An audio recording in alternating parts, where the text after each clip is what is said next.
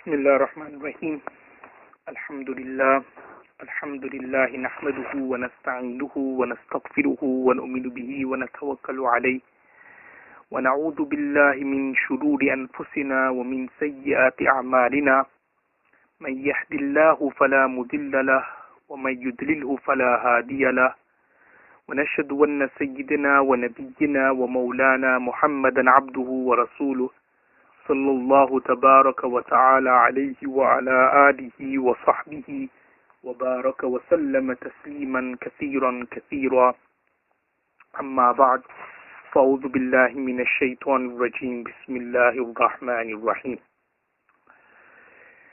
The first hadith which we are going to look at in this week's lesson is a hadith which can be found in Sunan Tirmidhi and also in Sunan Ibn Majah.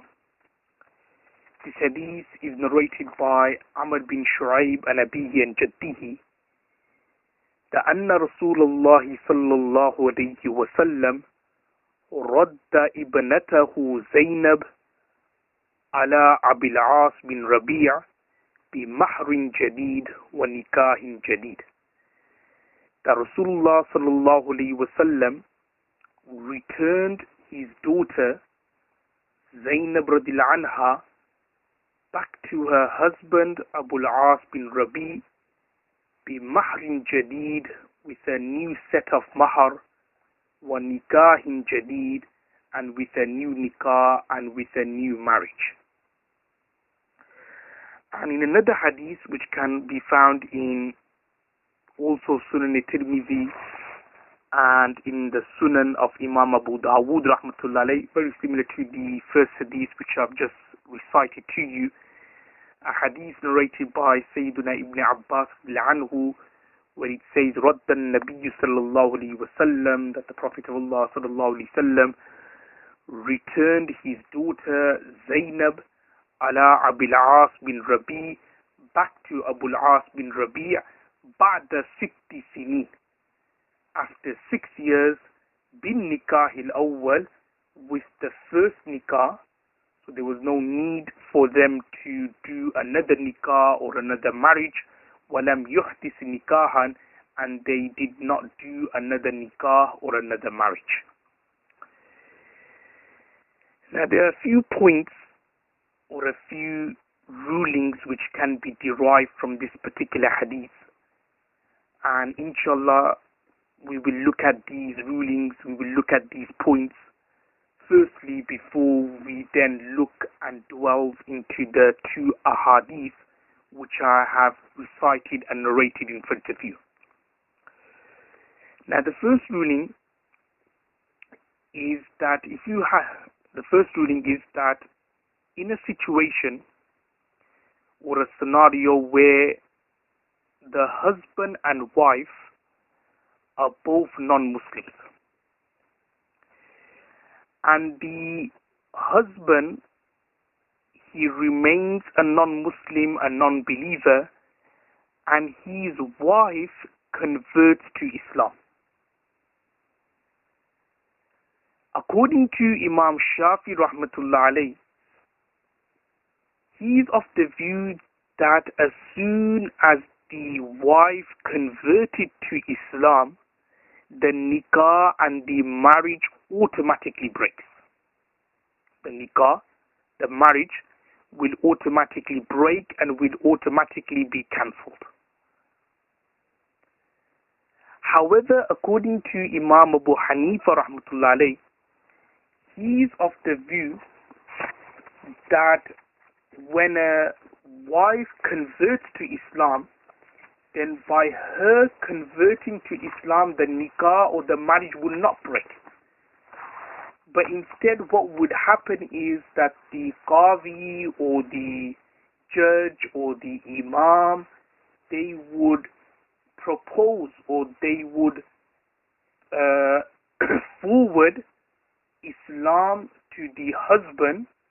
They will propose Islam to the husband, and if the husband accepts Islam, then so be it. They would still remain in the nikah and in the marriage, However, if the husband refuses to become a Muslim, if the husband says that, no, I don't want to become a Muslim, I want to stay in the religion which I am practicing, then Imam Abu Hanifa rahmatullahi says that it is because of this iba, it is because of this refusal and this inkar of becoming a Muslim.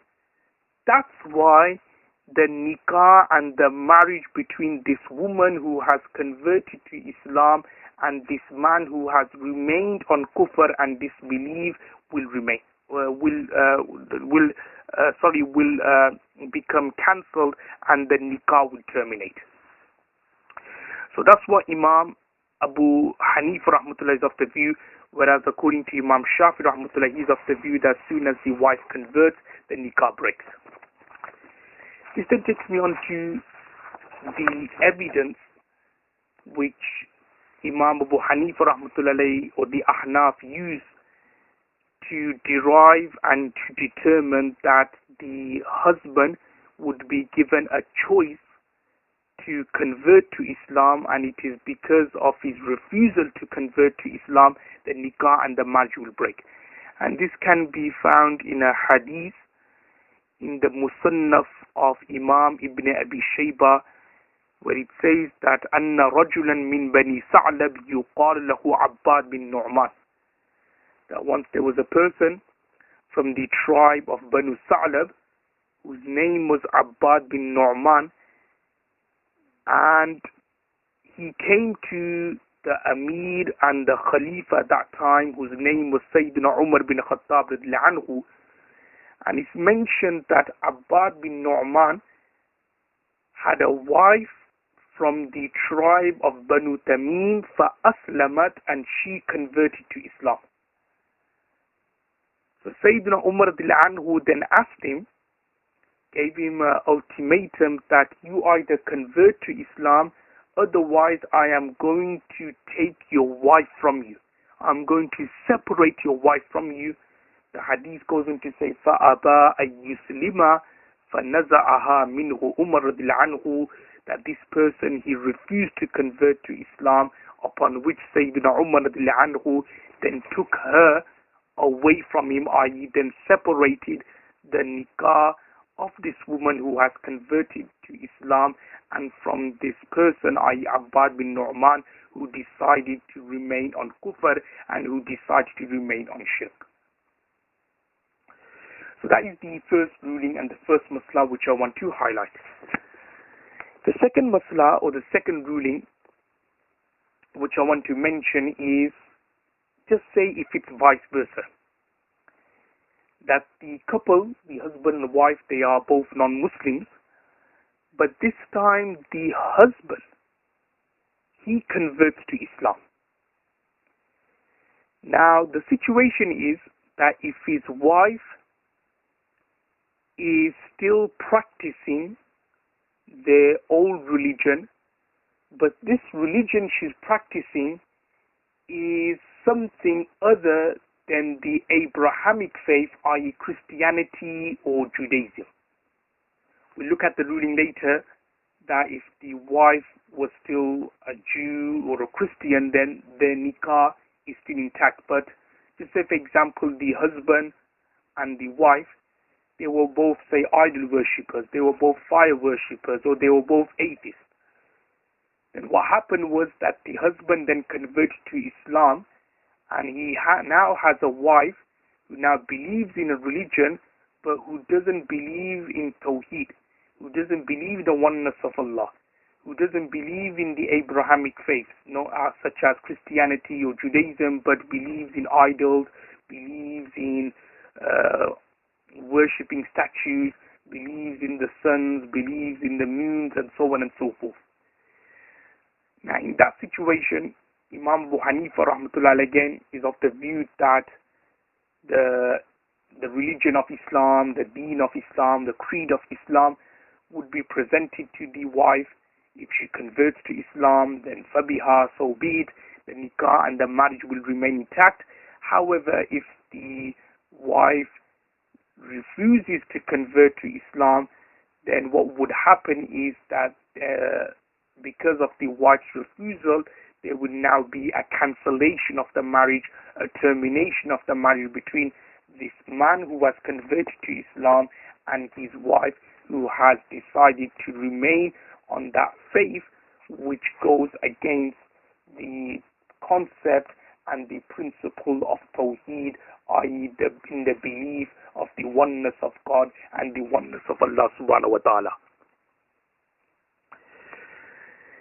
Now this takes me on to the next point, is just say if we have a scenario where the husband and wife, they were both Christians or they were both Jews, and the husband, he converts to Islam. Now in that situation you have a scenario where the husband is a Muslim and his wife is a Christian, his wife is a Jew. So the question is that, is this nikah still valid or not, or is it still obligatory and necessary for the qadi or for the imam to forward Islam and present Islam to the wife and make sure that she converts to Islam, otherwise the nikah will break. Now the ruling here is slightly different, because in Islam, and it's mentioned in the Quran, it's mentioned in the Hadith, it is permissible for a Muslim man to be married to a Christian woman, to be married to a Jewish woman. It's mentioned in the Quran. Allah subhanahu wa ta'ala says that the same way the zabiha, the slaughtering of a Christian, of a Jew, is considered lawful and halal for Muslims to consume, as long as, by the way, the conditions of zabiha are found, and this is a section which we'll look at later, in terms of Bismillah, Allahu Akbar was recited, in terms of the jugular veins and the windpipe and the food pipe were cut or were severed properly, sharp instruments, something sharp like a sword, or was used. The zabi happens to be a practicing Christian or a Jew. As mentioned, as we're going to look at later, such as zabiha is considered lawful and halal. It's mentioned in the Quran.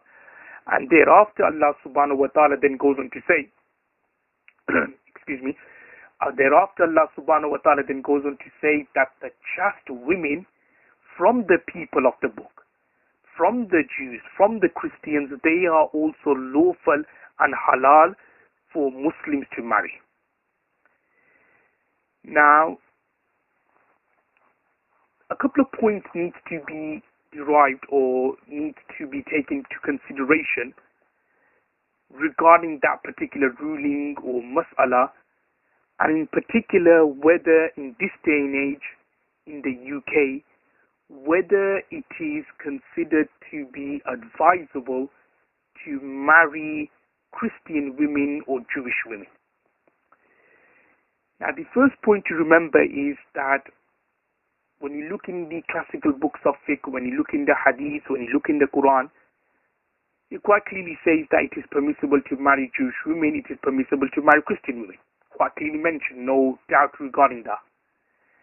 However, it should be borne in mind that the rulings which were mentioned in the books of fiqh were given during such a time where the Muslims were overpowering and the Jews and the Christians were not in power, i.e. referring to an Islamic state, where the Muslims were in power, where the Muslims were of a majority, and the non-Muslims, the Jews and the Christians, they were of a minority. And instead of, say for example, marrying someone from another faith, instead of that nikah or marriage having a detrimental effect on you, in an Islamic state, it can actually be used as a source of da'wah and as a source of preaching about Islam. Because you got a scenario here where the husband, he's converted to Islam and his wife, say, happens to be a Christian.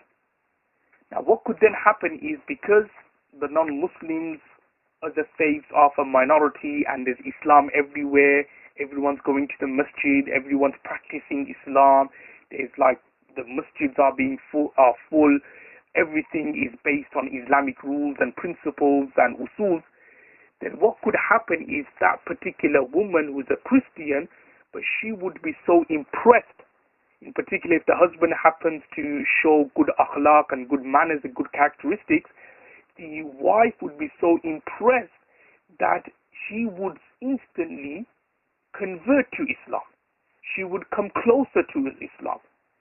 So when you look at it in an Islamic state, it was actually considered to be a form of da'wah that men marry non-Muslim women. Men marry Jewish women. Men marry Christian women. Why? Because Christian women, Jewish women, when they see the akhlaq and the manners of Muslim men practicing God-fearing, righteous Muslim men, they would instantly have this kind of feeling and desire of Islam and Iman in their heart, that what would happen is that they would believe and they would listen to their husbands, and they would then start believing in the religion which their husbands were following. That's one point to remember. But obviously in this day and age in the UK, that is not the case, because we're living in a non-Muslim country where Islam is of a minority. Islam is not strong. So therefore what could happen is that if we were to marry non-Muslim women, if we were to marry Jewish women, if we were to marry Christian women, instead of us having an effect on them, they or their kind of ideologies, their kind of beliefs may have an effect on us. So therefore that is one reason we should, or one point we should consider before we decide to get married to Jewish women or Christian women. Another reason for its detestability is because of a fatwa, or because of a saying of Sayyidina Umar bin Khattab radiallahu anhu.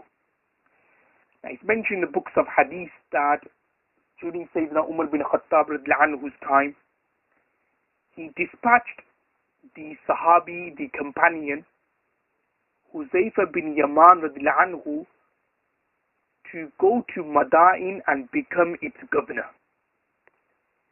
Now whilst there, Huzaifa bin Yaman radiallahu anhu married a Jewish woman. So when Sayyidina Umar radiallahu anhu found out, he wrote a letter to him asking him to divorce this woman. Sayyidina Huzaifa bin Yaman radiallahu anhu then replied back and asked Sayyidina Umar bin Khattab radiallahu anhu that, is she unlawful for me? So Sayyidina Umar radiallahu anhu replied by saying, no, but I dislike such nikah or such marriage. Why? Because I fear and apprehend that immodesty and immorality may enter your homes through this particular channel. So because of this reason, and as the first reason which I mentioned above, and because there is a danger that their kind of beliefs may be intoxicated to us, or if we have children, to our children, so therefore it is considered to be makruh tahrimi, severely disliked. To make that clear, because some people, they have the assumption that to marry Jewish women, Christian women, it's considered to be haram, impermissible. No, it's not impermissible. It's considered makruh tahrimi. So therefore, if you did have any children with them, then that child would not be considered waladuz zina. They would not be considered illegitimate, but instead the lineage will be still attributed to the father, irrespective of what creed and what religion they may later turn out to be. So that is one ruling here with regards to marrying Jewish women and Christian women. Which then takes me on to another ruling or another issue here, and that is with regards to marrying Shias. Now the answer regarding the permissibility or the impermissibility or the lawfulness or the dislikedness of marrying Shias depends on what type of Shias they are. If the Shia is such who holds extreme beliefs, such as Sayyidina Ali anhu to be a god, or he slanders Sayyida Aisha anha, or calls the Sahabas or the companions disbelievers and kafirs, then such Shias are considered to be out of the fold of Islam, so therefore it would not be permissible for Muslims to marry them. However, if the Shia is such that he doesn't hold these kind of extreme beliefs, then it is permissible to marry her. It is permissible for a Muslim girl, say, to marry such a Shia boy or vice versa. However, it is disliked to a certain extent. And the reason why it's disliked to a certain extent is because Shias, they do something which we call taqiyya. Now, there are two things here. One is tawriya and one is taqiyya. Tawriya is basically where you say something and the words may be interpreted differently. That's what tawriya means. So, like, say, for example, a very famous hadith of Sahih al-Bukhari regarding Sayyidina Ibrahim alayhi salam. He was with his wife. And obviously, as you probably all know, that there was a oppressive king, and Na'udhu Billah wanted to commit adultery with Ibrahim alayhi salam's wife, whose name was Sarah. So Sayyidina Ibrahim alayhi salam, when he saw this particular oppressive king, he said that Sarah is not my wife, but she is my sister. Because this oppressive king, if somebody's wife passed, he would commit adultery with her, but if somebody's sister passed, then he would not commit adultery with her. So Ibrahim alayhi salam said that she is my sister and not my wife. Now, what Ibrahim alayhi salam said was tawriya, which means that where he used certain words, but it's interpreted differently in terms of, yes, she's my wife, but in this context, I mean she is my sister in terms of she is my sister in Islam. Whether in Islam, sister in Islam, so she is my sister in Islam. But unfortunately, what the Shias do, they do something which is known as taqiyya. And taqiyya is basically where they speak a lie and then they act according to the lie. So you could have a scenario where a Shia boy may say to the Sunni girl that I'm a Sunni, I don't hold these kind of beliefs, but in reality, in their heart, he does. Or a Sunni girl may say, well, no. A girl may say, no, I'm not a Shia, I don't hold these kind of extreme beliefs, but I'm a Sunni. But then in reality, they hold these kind of beliefs. So that's why the scholars have said that it's something which is preferable to refrain from. Now let's look at the hadith which I recited right at the beginning of this lecture. And in particular, you may be thinking that what's this hadith saying with regards to Rasulullah sallallahu alaihi wasallam making his daughter Zainab radhiyallahu anha return back to her first husband, Abu al-As bin Rabi. Now, what exactly happened was that at the very beginning of Islam, interfaith marriages and nikahs were considered to be lawful, was considered to be permissible. So interfaith nikahs, interfaith marriages, was considered to be allowed, was considered to be permissible. It was permissible to marry a pagan. It was permissible to marry idol worshippers. There's a couple of rulings which I forgot to mention. The first ruling here is that, as you probably know, that in Islam it's not permissible to marry any idol worshippers. It's not permissible to marry, say, Hindus or Sikhs.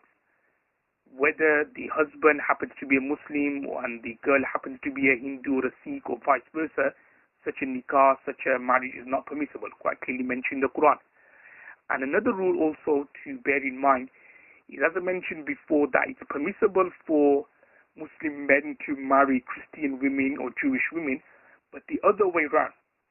where the woman is a Muslimah and her husband happens to be Christian or a Jew, that is not allowed, that is not permissible. And the reason why we deem it to be impermissible, or the Sharia deems it to be impermissible, is because if the woman was a Muslimah, if she did get married, there is more of a danger, more of a chance and an apprehension that she may be impressed by her husband's actions or qualities, that she could be intoxicated with her husband's beliefs, with her husband's kind of ideologies of another faith, of another kind of deen or religion or concept. So therefore the Sharia has not allowed, has prohibited a Muslimah, a Muslim woman, to marry a Christian man or to be married to a Jewish man because of that very reason. But the other way around, because a man tends to be more emotionally stronger, he tends to be more straightforward, should I say. So even though he may be married to a Christian woman, so it's there's far less of a chance, far less likely for her kind of beliefs or her kind of ideologies having an effect on the husband. It may do, it can do, not saying that it can't, it can do, but there's less of a likelihood, say, compared to the other way around, if the husband happened to be a Christian and the wife happened to be a Muslimah or a Muslim woman. Now going back to the hadith in front of us, I was saying that initially in Islam it was considered interfaith nikahs, interfaith marriages was considered to be permissible. So you had a situation here that Rasulullah sallallahu alaihi wasallam's daughter Zainab radiallahu anha was married to Abu al-As bin Rabi, who was a mushrik, who was an idol worshipper, who was a pagan from Makkah. Now what happened was, when Rasulullah sallallahu alaihi wasallam migrated to Medina Munawwara, his daughter Zainab radiallahu anha remained in Makkah with her husband Abu al-As. Now 2 years later, in the Battle of Badr, Abu al-As bin Rabi was captured as a prisoner. Now Rasulullah sallallahu alaihi wasallam had a decision to make here, that what should he do with Abu al-As bin Rabi. At the end of the day, he was Rasulullah sallallahu alaihi wasallam's son-in-law. So what Rasulullah sallallahu alaihi wasallam offered Abu al-As bin Rabi was that I will free you, but the condition is that you need to return my daughter, i.e. Zainab, from Makkah to Medina. So Abu al-As bin Rabi agreed. He went to Makkah and then he returned, he freed his daughter, Rasulullah sallallahu alaihi wasallam's daughter Zainab, back to Rasulullah sallallahu alaihi wasallam and back to Medina Munawwara. 4 years later, in the 6th year of Hijri, once Abu al-As bin Rabi, he was returning from Syria. Very common in those days that the Quraysh, they would go to Syria, they would go to Yemen for business trips. So Abu al-As bin Rabi, he had a caravan full of goods and he was returning from Syria when he was captured again by the Muslims. But this time Abu al-As bin Rabi managed to free himself from the Muslim captives and went to Medina Munawwara and to the house of Zainab radiallahu anha. And he asked for something what we call in Urdu and Arabic aman. He asked Sayyidah Zainab radiallahu anha to give him aman and amnesty so that no one can touch him and no one can harm him. Now, this is a kind of a principle or a rule of warfare and battles, that if a non-believer or an enemy of Islam, if he was to ask for amnesty, if he was to ask for